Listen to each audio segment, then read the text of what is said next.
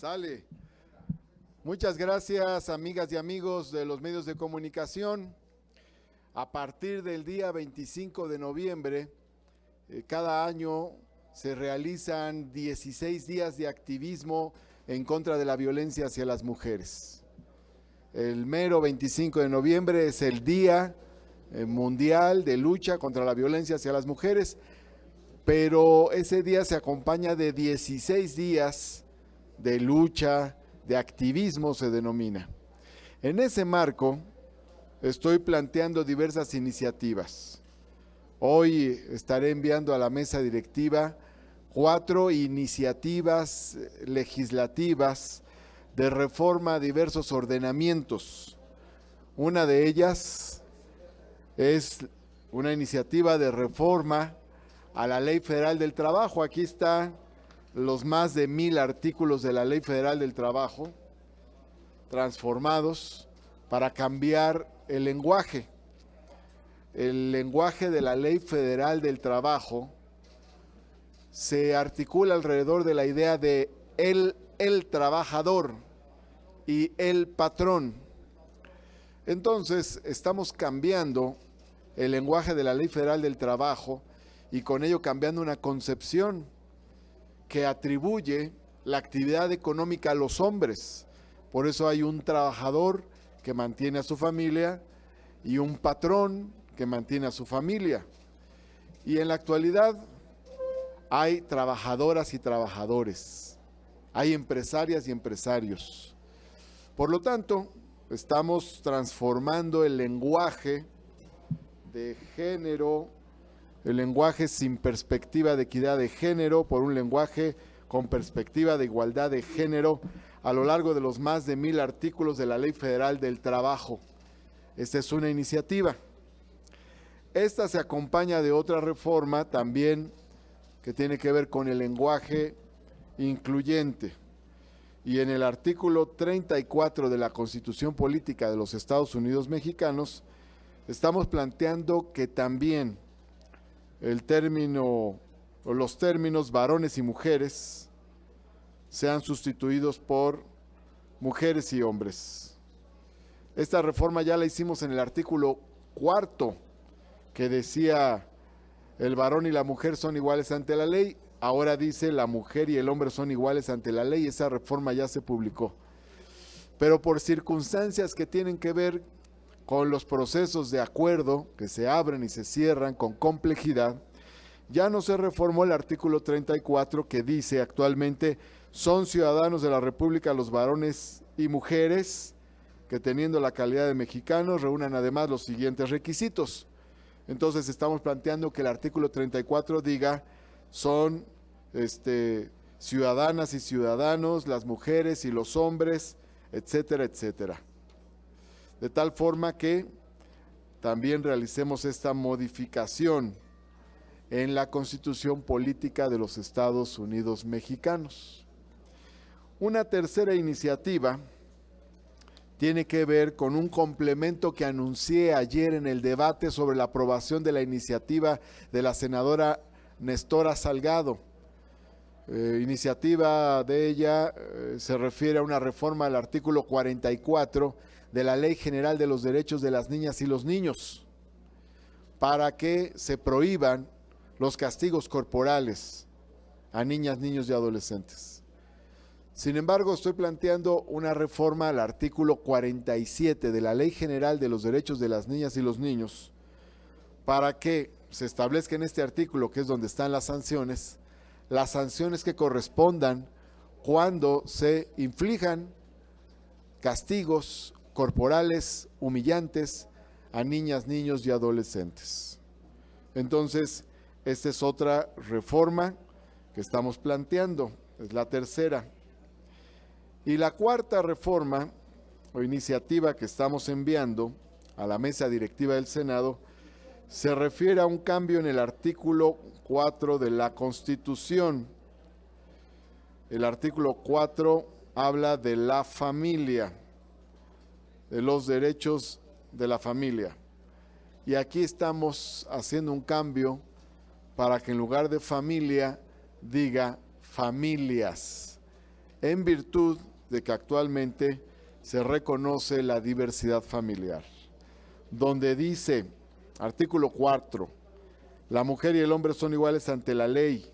Esta protegerá la organización del desarrollo de la familia. Proponemos que diga, artículo 4, la mujer y el hombre son iguales ante la ley.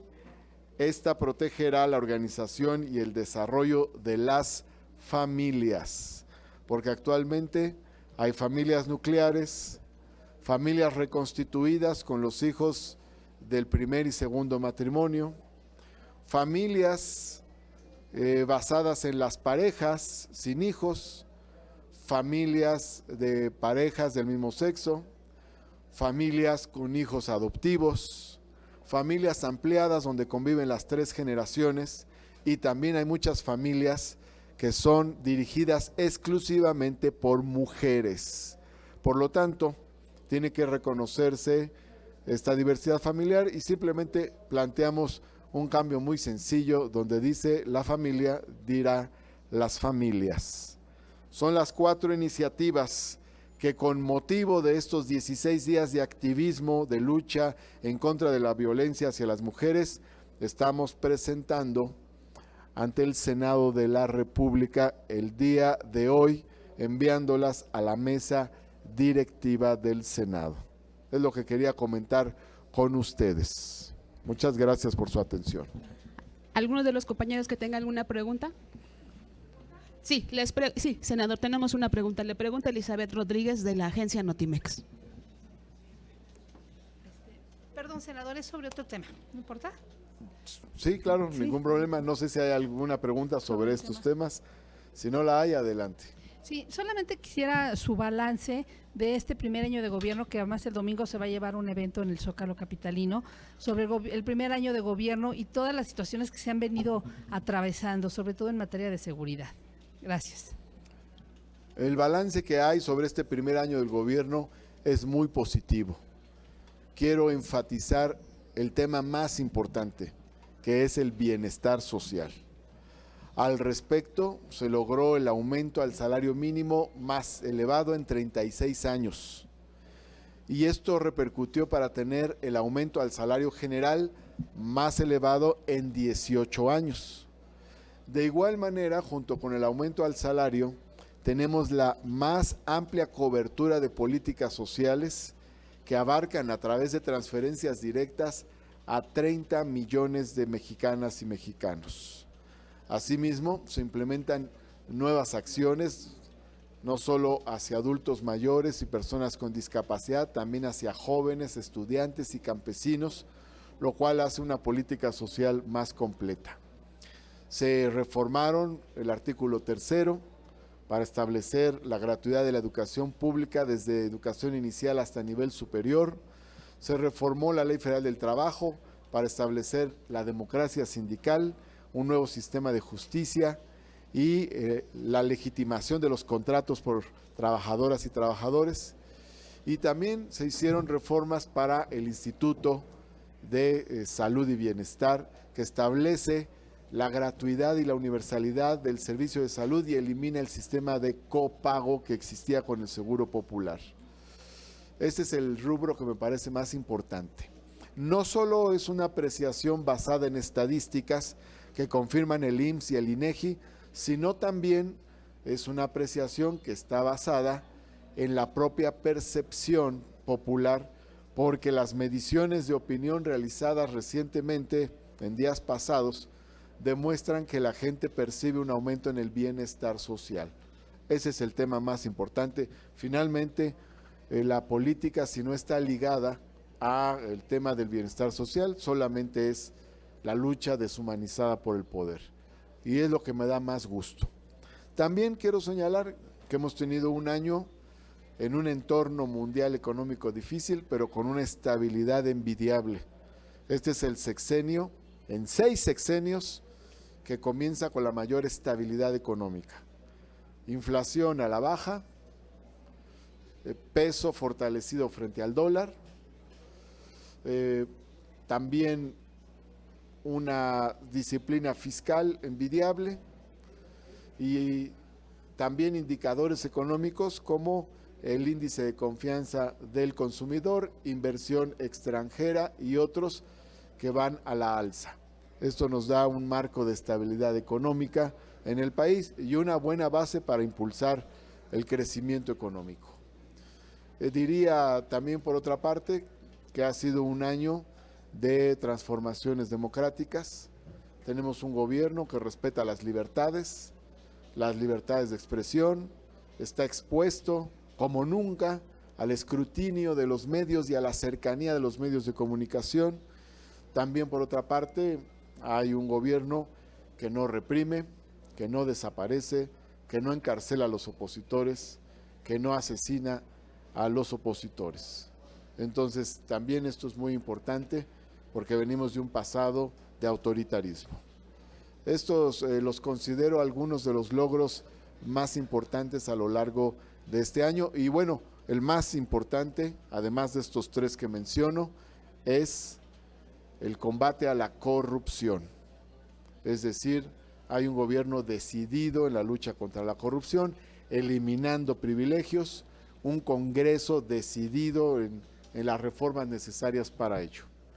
Hay una serie de reformas legislativas importantes, corrupción, delito grave, corrupción como fuente de la aplicación del principio de extinción de dominio para devolverle al pueblo lo robado. Y por otra parte también se ha combatido casos estelares de corrupción como la estafa maestra, el caso Ancira y la planta de fertilizantes chatarra, el caso Juan Collado, el caso Romero de Champs, el asunto del huachicol, el tema UHL, es decir, están tendidos una gran cantidad de líneas de lucha contra la corrupción a lo largo de este primer año y se eliminaron muchos privilegios y fuentes de recursos sin control para los servidores del poder público. Sin embargo, me gustaría también su opinión. ¿Ha sido reactivo el gobierno federal con situaciones graves que se han sucedido en el país? La situación de los migrantes, por ejemplo, las caravanas, que hubo una amenaza también de Estados Unidos, el asesinato de los de Barón, el mismo cuando entró el combate al huachicol, que se le vino, que no había gasolina y demás. ¿Ha sido reactivo el gobierno o cómo ha sido su actuación del gobierno federal? El gobierno ha tenido un plan muy claro. De hecho, el mismo día que tomó posesión el gobierno de la República, el día que tomó posesión el presidente, el 1 de diciembre del año pasado, se anunciaron 100 puntos. Es decir, no llegó el gobierno sin plan, sino que llegó el gobierno con un plan y lo ha venido desarrollando en cada una de las áreas y se está llevando a cabo. Siempre todo gobierno enfrenta situaciones inesperadas, pero esas situaciones inesperadas han sido enfrentadas dentro de un plan. Así, por ejemplo, han ocurrido situaciones en el caso del robo del combustible, pero bueno, había un plan del gobierno desde el principio, se empezó a aplicar para disminuir el robo de combustible por el daño que hace al patrimonio público y porque se trata de una situación delictiva y una situación de corrupción. Entonces, en el caso del huachicol se tuvo uno de los éxitos más grandes, se redujo prácticamente en un 90% el robo de combustible, para poner un ejemplo. Muchas gracias, senador. Gracias a usted. No tenemos más preguntas registradas, señor senador. Le agradecemos mucho. Pues muchas gracias a ustedes por su atención y me produce beneplácito que el presidente de la República haya enviado una terna de mujeres para nombrar una ministra de la Suprema Corte de Justicia. Es una terna de muy alto nivel y vamos a tener comunicación con las 3 aspirantes. De hecho, ya nos reunimos con 2 de ellas, vamos a reunirnos con una más y aspiramos a que haya un proceso muy bueno, muy interesante en el Senado para este nombramiento. Muchas gracias, buen provecho y muchas gracias. Disculpe, una precisión de Gabriel Chantomila del Sol de México. Sí, adelante, senador. amigo. Senador, ¿qué asuntos todavía les queda pendientes para las últimas sesiones de diciembre? ¿O qué destacaría usted porque tengan urgencia para el cierre de este periodo? Se han aprobado muchas cosas importantes y fuertes como la condonación, la prohibición de la condonación de impuestos, lo de la facturación falsa, la revocación de mandato, por poner algunos ejemplos, lo del Instituto de Salud y Bienestar Social, las leyes secundarias de educación, en fin, entre otras. Es decir, ha sido largo el listado de decisiones estratégicas tomadas, pero hay muchos pendientes. Algunos de ellos son relevantes. No se ha resuelto el tema del fuero presidencial, por ejemplo, eso está pendiente. Fuero, inmunidad presidencial. Ayer llamé la atención sobre una minuta que tenemos para eliminar de la Constitución la mención de la partida secreta. Todavía se menciona la partida secreta en la Constitución. La Constitución dice no podrá haber más partida secreta que la que señalen las leyes, etcétera, etcétera. Entonces, hay una iniciativa que vino de la Cámara de Diputados, una minuta, para eliminar esta mención de la Constitución. Ese es otro pendiente, un segundo pendiente importante. Otro pendiente más es esto que se está aprobando en la Cámara, o que se ha aprobado ya, que es el tema de una reformulación de la ley del salario máximo, que es el salario del presidente de la República, para reformar la Constitución y establecer un criterio objetivo, asunto que pidió la Suprema Corte de Justicia de la Nación. Y luego tenemos otros pendientes. Yo diría un pendiente importante es plasmar en la Ley Federal del Trabajo que el salario mínimo no se puede actualizar por debajo del índice inflacionario. Y con eso coadyuvamos esta estrategia del gobierno de recuperación del salario mínimo y lo hacemos a largo plazo, no solo para lo que reste de este sexenio, sino en general como una norma en la vida laboral del país. Para mencionarle 4 iniciativas pendientes, pero hay más temas que deben resolverse. Ayer presentamos una iniciativa sobre el asunto de la consulta. También es un pendiente porque el punto planteado o que nos propusimos resolver fue revocación de mandato y consulta, pero solo resolvimos revocación de mandato y consulta se quedó tan complicado como estaba. Entonces, ahí tenemos que resolver también el tema de facilitar las consultas. Para mencionar otro tema que está pendiente, entre más. Tenemos entre los temas no legislativos pendientes el nombramiento de la persona titular de la Comisión de Atención a Víctimas, la designación de la ministra de la Corte, entre otros temas no legislativos, y el nombramiento de consejeras, consejeros de la Comisión Nacional de Derechos Humanos. Entonces, bueno, creo que es importante que abordemos todos estos asuntos y nos queda poco tiempo, porque nos queda prácticamente 2 semanas y media para resolver los temas pendientes. Reducción de los recursos públicos a los partidos. Tienes toda la políticos. razón. También está pendiente la reducción del presupuesto, de las prerrogativas económicas a los partidos políticos. Este es otro de los puntos pendientes de carácter político. Hay uno que mencionó el presidente en un momento dado y que la Cámara estaba ya discutiendo también, que es el de la creación de un tercer periodo de sesiones o la ampliación de los periodos de sesiones ya existentes. Tenemos un receso larguísimo de 4 meses. Ahí está otro punto pendiente. Son varios los pendientes y yo espero que podamos resolver todos. Las comisiones están trabajando, pero creo que habría que meterle cierta velocidad para dar los resultados que se esperan. Gracias. Muchas gracias. Finalmente, Alejandro Camacho de Punto Aéreo. Sí, Hola, adelante. buenas tardes. Mi pregunta es la siguiente. En este caso, sobre las consultas, dice que el INE no debe organizarlas. ¿Qué organismo se encargaría de organizar las consultas en lo que viene? No, no digo eso. No, o sea, se propuso que en el Senado que el INE no sea el encargado de las consultas, de No. llevar a cabo las consultas. Bueno, yo ahí sí creo, si la consulta es una elección, pues debe ser organizada por el INE. Creo que la modificación en las consultas debe estar en otros puntos. Yo ayer propuse uno. La Corte no debe intervenir a priori. Ahora, para que haya una consulta, primero tiene que haber una calificación del tema por la Corte. Incluso tenemos un problema, porque se juntan las firmas para solicitar la consulta. Son como 3 millones de firmas las que se tienen que juntar. Y luego la Corte decide si es constitucional o no la consulta, sin que haya ningún cuestionamiento a la consulta, sin que haya jurisdicción que resolver. La tarea jurisdiccional es la resolución de una contradicción, de un conflicto. Esa es la tarea que realizan los jueces. Y la Corte declara la inconstitucionalidad sin que haya cuestionamiento de la consulta. Entonces, o la constitucionalidad en su caso. Hay que quitar esa intervención de la Corte que además desgasta política y administrativamente a la Corte. ¿Para qué meterla en este tema? No es necesario. Bien, muchas gracias, que tengan bonito día. Buen provecho.